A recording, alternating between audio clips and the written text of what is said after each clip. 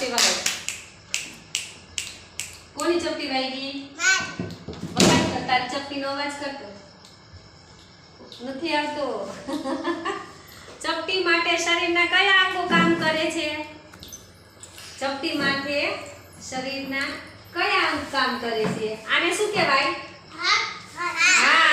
હાથે ચપટી વગાડી. શું કર્યું? હાથે ચપટી વગાડી.